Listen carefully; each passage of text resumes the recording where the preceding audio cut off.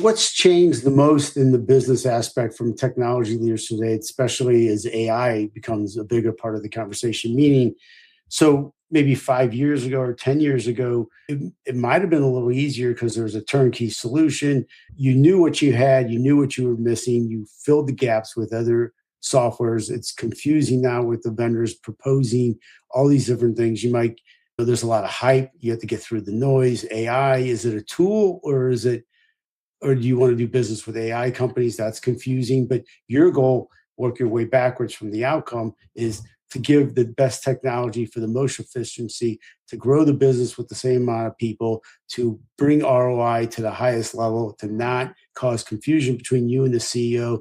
And then the workforce has to be able to adapt and adopt new technology where the mindsets are on board. How do you pull it all together? And I guess, so what's the biggest change from 5, 10 years ago to today? Because it's a different role. I mean, certainly the role of the CIO or tech leader, I have aversion to saying CIO really. That sounds like a highfalutin title, but as a tech leader, an IT leader in the business, I mentioned earlier on the kind of like table stakes. There is a table stakes for a tech leader to come into the table. Things like the governance and security, compliance, resilience of the system, architecture still count. And the IT leader carries those for the organization, right? Just like the CFO carries closing the books, you might say, carries that same thing. Right. What has happened over time is that the CIO actually has to get even closer to being a business leader, not just a tech leader.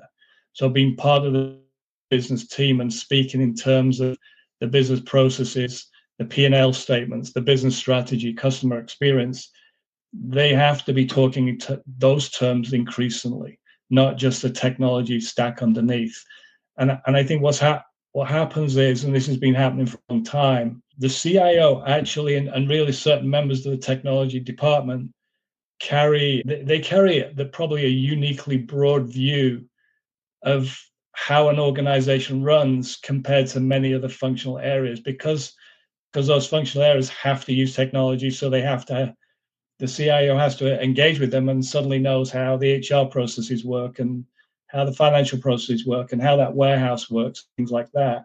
You're sort of in the middle of all those things and have a very uniquely broad view.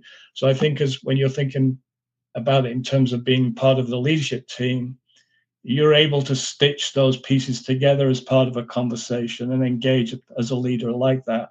I think that's a phenomenal difference when you come to a table as a CIO versus other particular positions.